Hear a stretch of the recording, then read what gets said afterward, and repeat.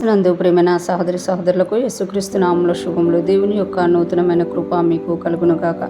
ఈరోజు దేవుడు మనకి ఇచ్చిన మాట ద్వితీయోపదేశ కాండము 6వ అధ్యాయము 16వ వచనము. మీరు మస్సాలో మీ దేవుడైన యెహోవాను శోధించినట్లు ఆయనను శోధింపకూడదు.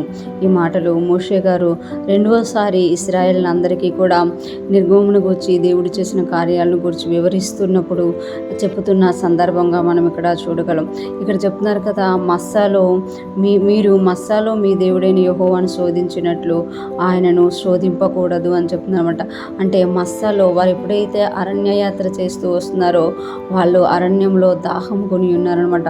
దాహము కొని నీరు లేకపోవడం వల్ల మోషేని రాళ్లతో కొట్టి చంపాలి అనుకున్నప్పుడు దేవుని ఎదుటికి వెళ్ళి మోషే ప్రార్థించినప్పుడు బండలో నుండి, నేను ఆ బండ మీద కూర్చొని ఉంటాను, నీకు ఎదురుగా వెళ్ళి నువ్వు వచ్చి ఆ బండను కొట్టినప్పుడు ఆ బండలో నుండి మీకు నీళ్ళు వస్తాయి అని చెప్పినప్పుడు ఆ బండలో నుండి మోషే వెళ్ళి తన కర్రతో ఆ బండను కొట్టినప్పుడు అక్కడ నీళ్ళు వచ్చినట్టుగా చూస్తాం. అక్కడ మస్సా అని, మెరీబా అని, ఎందుకంటే వాళ్ళు దేవుణ్ణి శోధించి ఆ నీళ్లను పొందుకున్నారన్నమాట.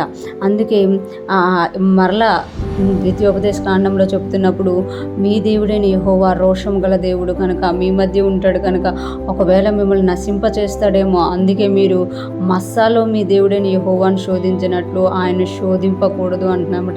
శోధించకూడదు ఎందుకు అని అంటే అవసరతల కొరకు శోధించకూడదు అని ఇక్కడ తెలియజేస్తున్నమాట. ఎందుకంటే ఇశ్రాయేల్ ఎప్పుడు కూడా వాళ్ళకి ఏది అవసరమో దాని గురించి దేవుణ్ణి అడిగి ప్రాణము విసిగించి తీసుకొని అవి పొందుకుంటుండగానే మరణమైనట్లుగా మనం చూడగలం అన్నమాట. దేవుడు ఇది చేయగలడా, అది చేయగలడా అని చెప్తూ దేవునికి విరోధంగా మాట్లాడినట్లుగా మనము ఇశ్రాయేల్ యొక్క ప్రయాణాల్లో మనం చూస్తామన్నమాట. అందుకే ఇక్కడ ద్వితీయోపదేశ కాండంలో మోషే ఇశ్రాయేలీని హెచ్చరిస్తున్నాడు కదా, మీరు మస్సాలో మీ దేవుడైన యెహోవాను శోధించినట్లు ఆయనను శోధింపకూడదు అని చెప్తున్నామట. అంటే శోధించకూడదు. అడగడం వేరు, వెతకడం వేరు. దేవుడు ఇలా చేయగలడా, అలాగ చేయగలడా, అదే అపేక్ష కలిగి, అంటే శరీరానుసారమైన అపేక్ష కలిగి శోధించడం వేరనమాట. అలాగ వారు శోధించి సంహారకుని చేత చనిపోయారు అని పౌలు గారు రాస్తారనమాట. ఈరోజు ఫ్రెష్ మన్నా వింటున్న ప్రతి ఒక్కరూ జ్ఞాపకం చేసుకోవాలి, మనం దేవుణ్ణి కోపం పుట్టించేవారంగా కాక దేవునికి ఆనందాన్ని కలగజేసేవారిగా మనం ఉండాలి అని దేవుడు కోరుకుంటున్నారు.